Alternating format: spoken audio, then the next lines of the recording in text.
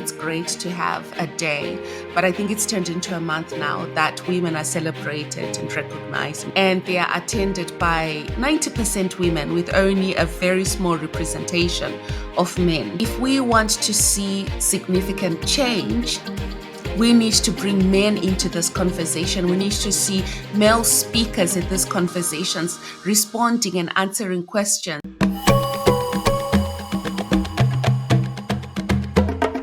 I was having a chat with a friend about International Women's Day, and my feelings towards it is I think it's great to have a day, but I think it's turned into a month now that women are celebrated and recognized and everything. But what I've noticed is the events are organized by women, and they are attended by 90% women with only a very small representation of men at those events. But if we want to see significant change, we need to bring men into this conversation. We need to see male speakers at these conversations responding and answering questions. And what is it that, in your view, in the work that you're doing, how can we how can we get men more involved for women to be included? Because we can't sit by ourselves and say we want to be included without the other side of the coin, which can include us. That's how I feel. I don't know.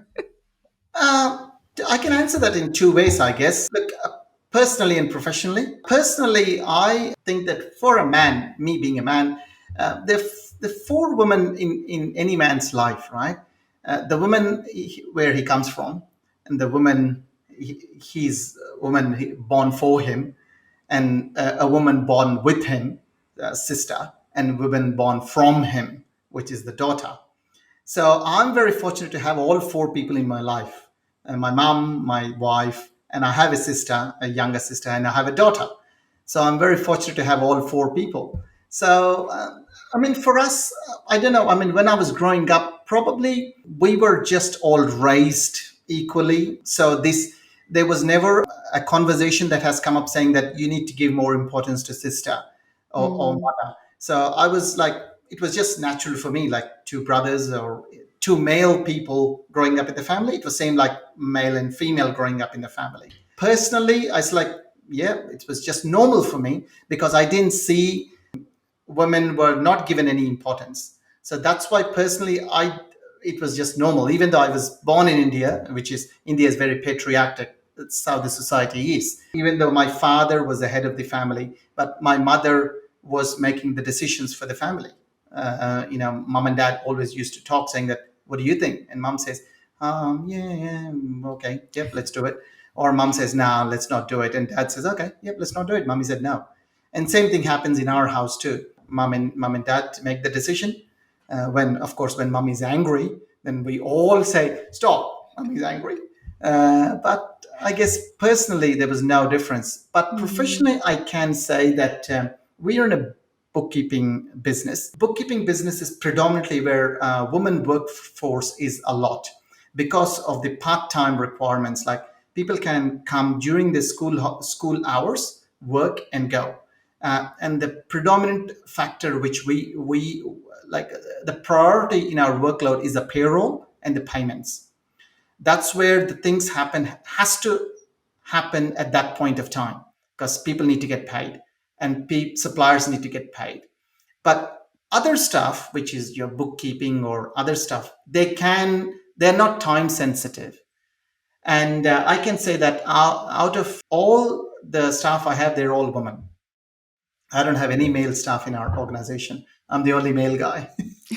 So yeah, I mean, for us, we respect women a lot, and I guess, as I said, probably because I have never seen Mm. the differences in who gets what importance. So probably for me, like, yeah, everything okay, everything's looking good. But probably I'll ask you the question from a male perspective.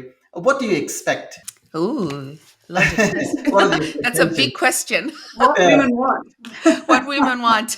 yeah. What do you want? Oh, Yes. Well, I will speak from the experience I've had in corporate, and this is not exclusive to Australia.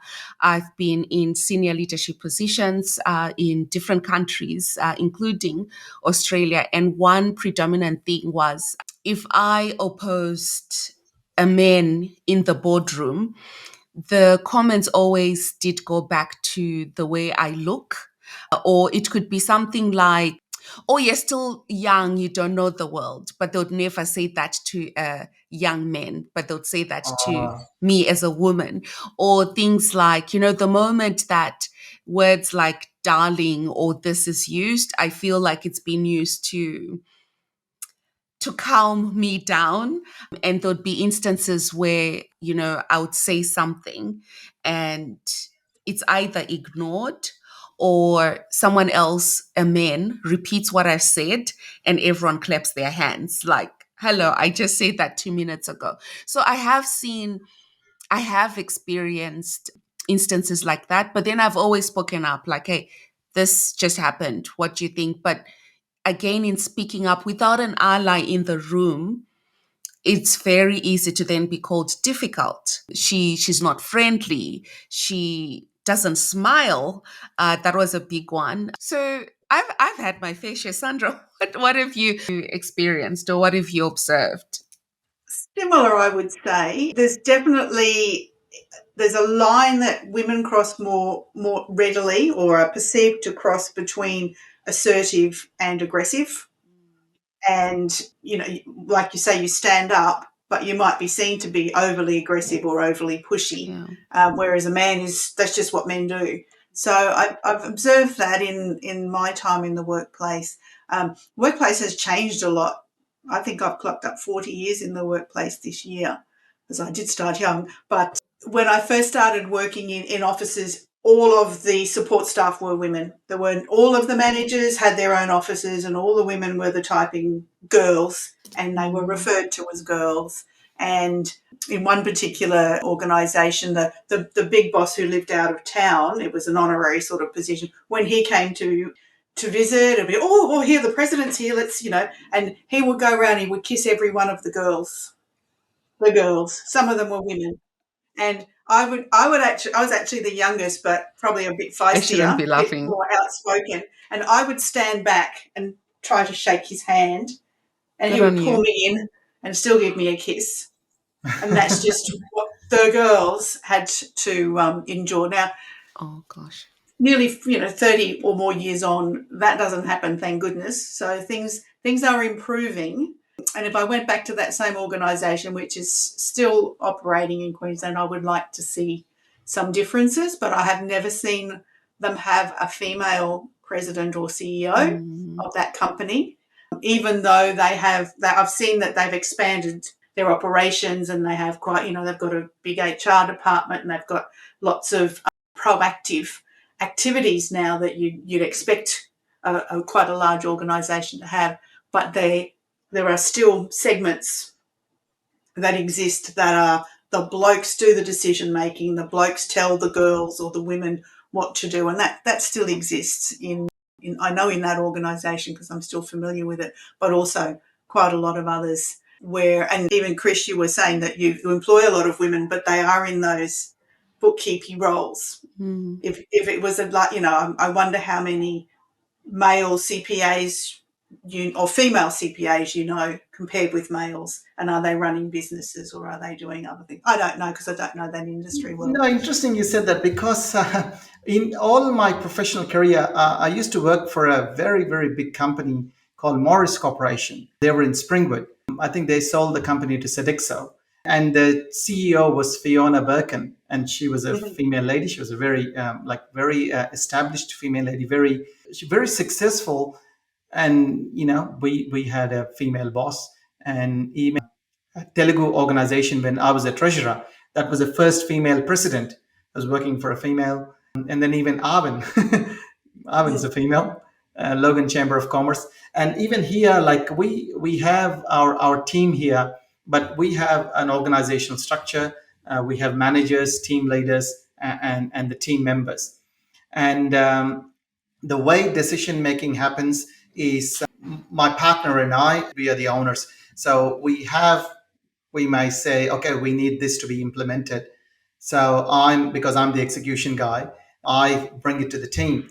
But if the team says, no, Krish, we can't do that, then I take that back to back to my boss, or my senior partner, saying that, mate, it doesn't happen. So no, Mm, team's there. You can't just force. We got to respect what needs to happen.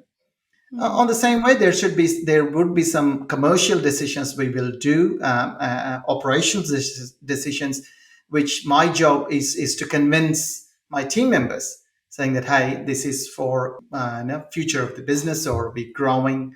Uh, there is some commercial reality. There's a profit margins that we need to look at. So some decisions which I have to be probably convince, get the buy-in. End of the day, I'm in a service industry, so my team is my biggest asset. My team says yes, then yeah.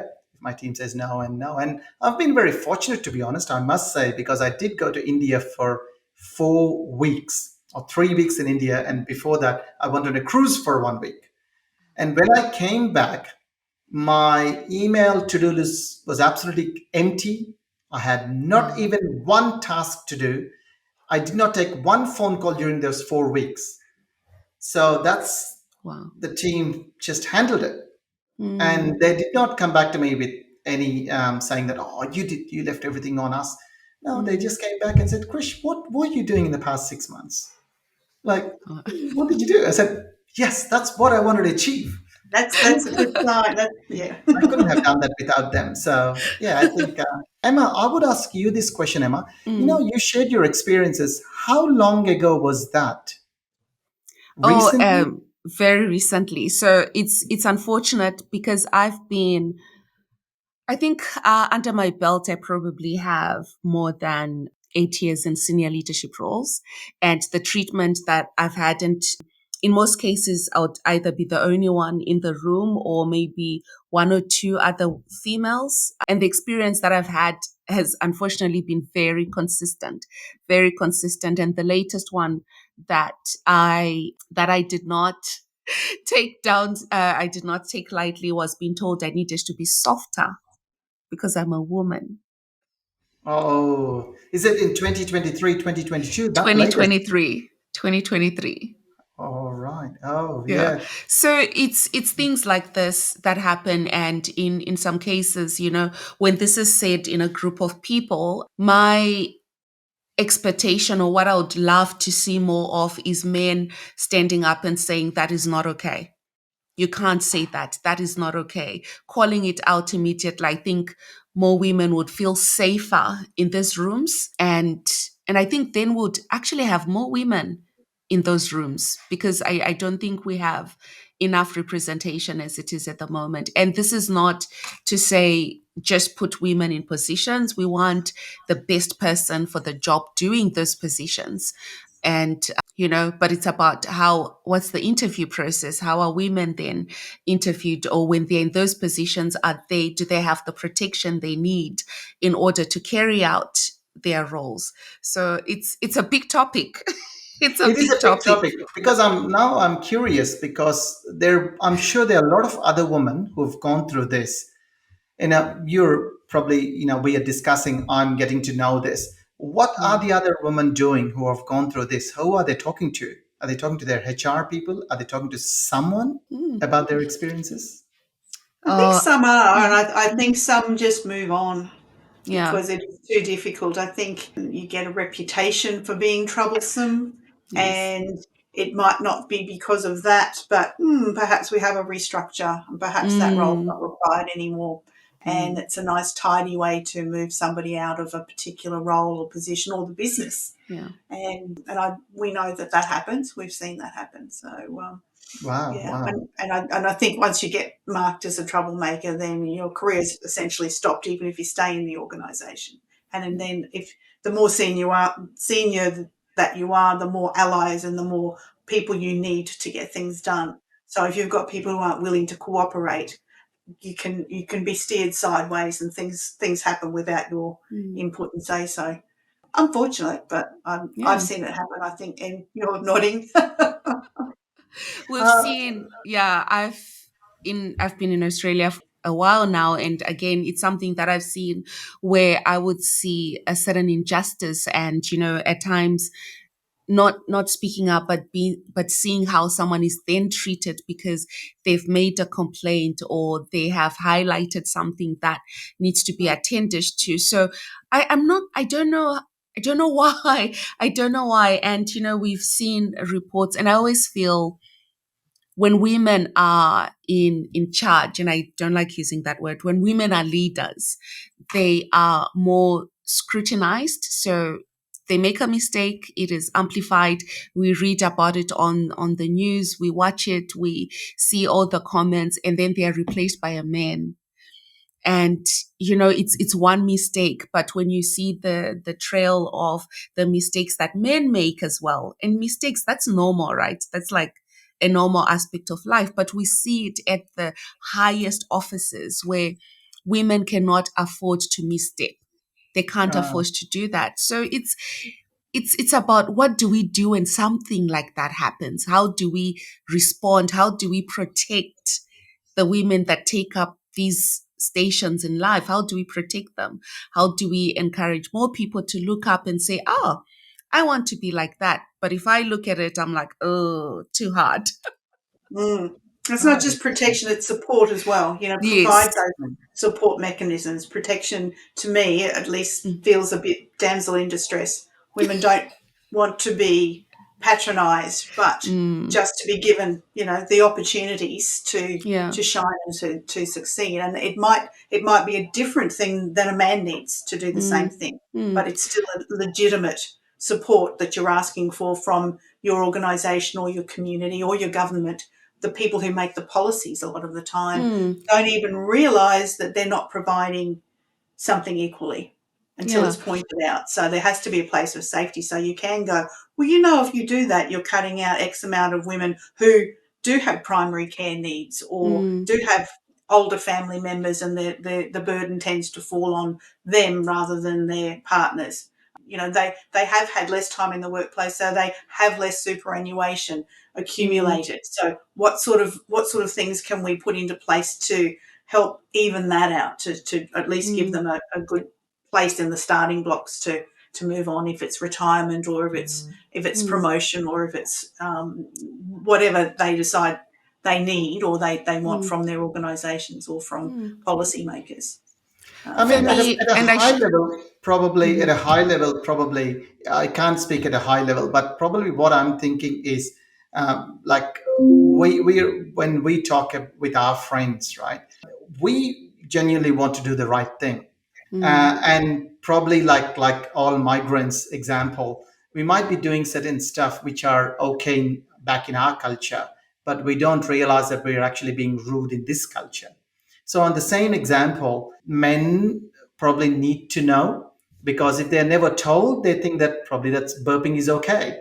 So big and I mean, I'm not taking sides here, but if mm, there's a gentleman saying that, "Hi, darling, calm down," then in a professional setting, probably in his mind, he's thinking that he's being nice. But whereas that man needs to be told that, "Hey, mate, it's a professional setting. Don't condescend me. Putting my thoughts out there, so I don't need you to patronize me," saying that, "Calm down." Then men might go like, "Oh my god, I'm so sorry, mate. I didn't realize I was doing it. I was talking as if I was talking to my daughter or some example." But mm. also giving a benefit of doubt to the men. How can you guys, or when I say you guys, then please don't say, women can tell men that, "Man, hey man, you're doing this wrong," because this is not taught in the school. It's just like a But money subject. What are yeah, the things men should know, or where should they learn about this? I have to say, Krish, I think you have a good open mind. I have given the responses. I don't. I'm not one to keep quiet. I have said, "Oh, you don't call me darling," or "Don't do this," and the response has been, "You need to lighten up. You need to learn to take a joke."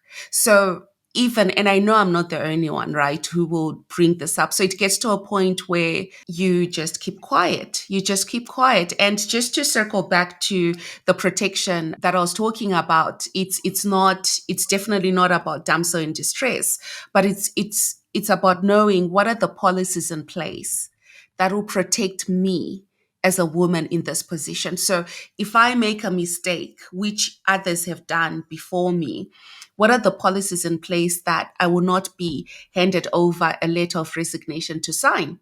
You know, what are the policies in place that if the news is saying things about my reputation or anything, what is the organization's responsibility to protect me and to defend me and to make sure that I'm not standing by myself, protecting and, being my own defender.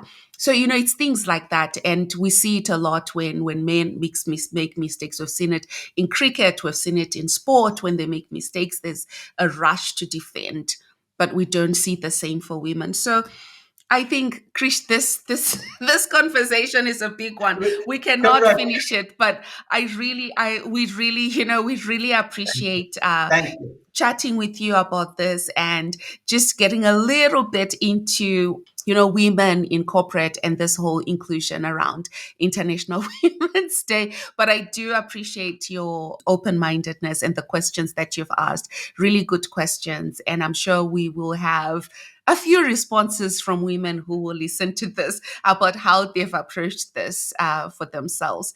Thank you again. And if you have any questions, notes, or if you want to tell us how you've responded to the way you've been treated in corporate, or how we can collectively work for inclusion and for inclusion, please do write us a note and let us know.